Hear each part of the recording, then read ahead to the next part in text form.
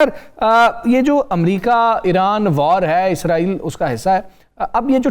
10 रोज़ की मज़ीद तोसी कर दी गई है, इस पर मुख्तलिफ आपको पता है कि आरा हैं। एक राय ये है कि अमेरिका क्योंकि अपने इलेक्शंस के हवाले से ट्रंप परेशान है मिड टर्म की वजह से, तो वो शायद इसलिए चाहते हैं कि मामला यहाँ पर रुक जाए। ऑयल प्राइसेस ऊपर जा रही है, मकबूलियत नीचे जा रही है। कुछ समझते हैं कि अब इंटरसेप्टर्स उस तरह से काम नहीं कर रहे हैं इसराइल के। इसराइल में अगर पहले 20 मिसाइल लगते थे तो आज 60 मिसाइल लग रहे हैं या 50 मिसाइल लग रहे हैं, तो ट्रंप उनको टाइम लेके देना चाहते हैं। तीसरा मसला यह है कि गारंटर कौन होगा, ईरान क्यों मानेगा, ईरान का ट्रस्ट डेफिसिट है। सर आप क्या समझते हैं? बिस्मिल्लाहिर्रहमानिर्रहीम। देखें जनाब, जब इस वक्त की जो सूरत हाल है, पहली बात तो ये है कि ये जंग जब शुरू हुई थी उस वक्त भी और आज भी कोई नहीं समझ पा रहा था कि ये जंग शुरू करने वाले जो अमेरिका और इजराइल हैं वो इससे क्या निकालना चाहते हैं और क्या निकाल। और शुरू में जो उन्होंने अपने लिए उम्मीदें रखी थी वो तो पहले 2 दिनों में ही उसमें उनको नाकामी हो गई थी और साफ नजर आना शुरू हो गया था कि वो उस स्टेटस को भी नहीं बहाल रख सके जो जंग से पहले मौजूद था। तो जंग अगर उन्होंने किसी कामयाबी के हसूल के लिए की थी तो वो उसमें तो वो जो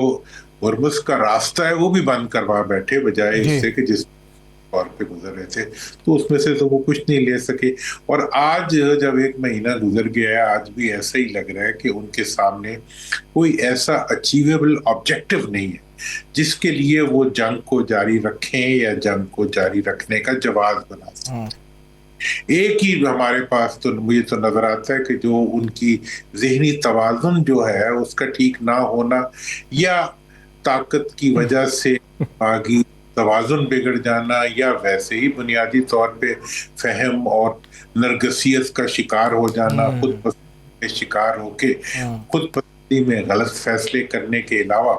और तो इस सारी जंग का कोई जवाब नजर नहीं आ रहा। लेकिन इसके साथ साथ जो एक और बड़ी डेवलपमेंट हुई है इस अरसे में वो ये हुई है कि जो टेक्नोलॉजिकल सुपीरियरिटी थी अमेरिका की, वेस्ट की, वो पहले जो यूरोप की सुपीरियरिटी थी वो तो इंडिया के अंदर पाकिस्तान ने मार के हक में उसको फारिग कर दिया।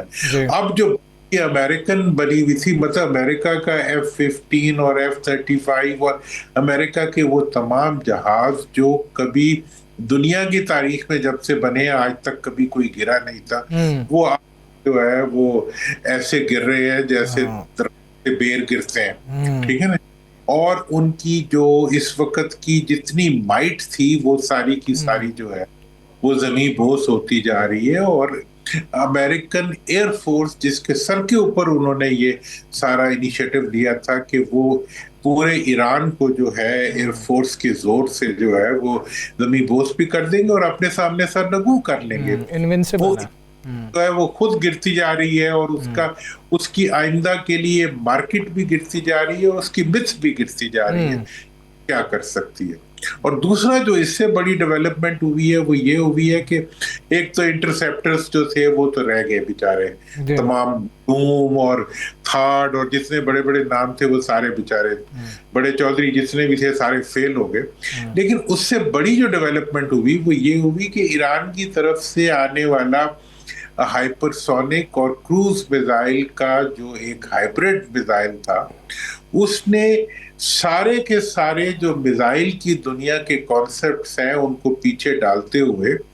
एक नाकाबिले तस्खीर बिल्डिंग जो थी न्यूक्लियर हेडक्वार्टर की उस पेनिट्रेट किया और उसके अंदर मौजूद सीनियर मोस्ट लोगों को जो है वो फारिग कर दिया या उनको मौत की नींद सुला दिया।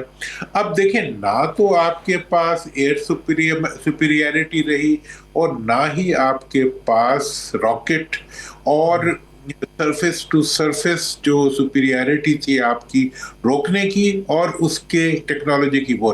ना रही। अब ऐसी सूरत में जो अमेरिका टाइम गेन कर रहा है 5 दिन 10 दिन, मैंने इसके ऊपर बहुत बात भी की है, मतलब जो इस वक्त डेफिसिट आ गया है टेक्नोलॉजी का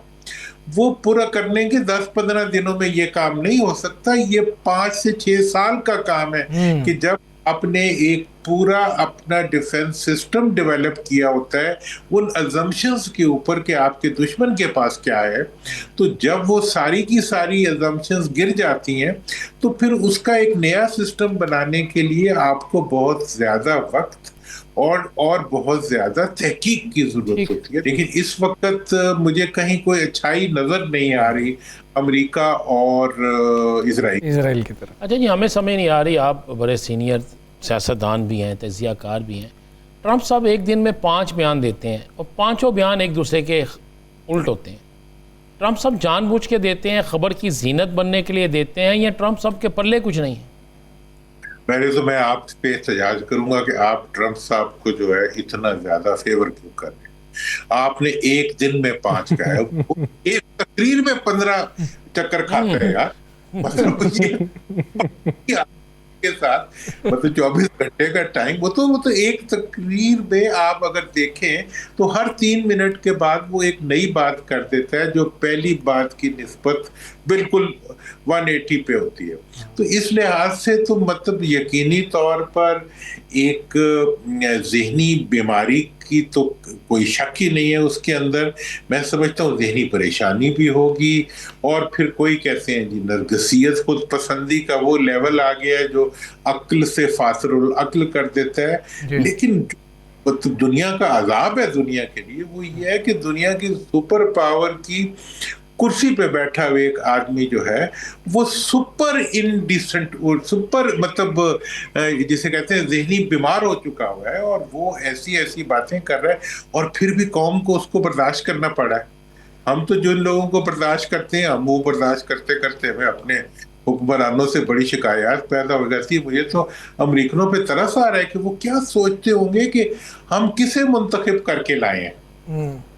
जिसको ना अपना सर का पता है ना पैर का पता है, जिसको उनके मफाद का पता है ना। दुरानी साहब ये बताइएगा, ये यहाँ पे जो पाकिस्तान में जो मामलात चल रहे हैं इसमें एक तो पीटीआई ने आज रिहाई मूवमेंट का आगाज़ किया या मेंबरशिप का आगाज़ किया है, तो क्या आपको लगता है कि जो पीटीआई पिछले 16 माह कोई बड़ा एहतजाज नहीं कर सकी, इमरान खान साहब की रिहाई के मामला तो अब बहुत दूर रह गया, अब तो मुलाकातें तो इलाज तो ये भी वहाँ पे भी उनकी बात नहीं मानी जा रही, तो रिहाई मूवमेंट ये कुछ कर सकेंगे या हुकूमत को कोई रहम आ जाएगा? क्योंकि मुलाकातें तो अब बंद हैं, 4 माह हो गए हैं, अब गवर्नमेंट के हाथ में ही है सारा कुछ बज़ाहिर। देखिए मैं तो आपको पता है हमने तो बहुत ज्यादा हमेशा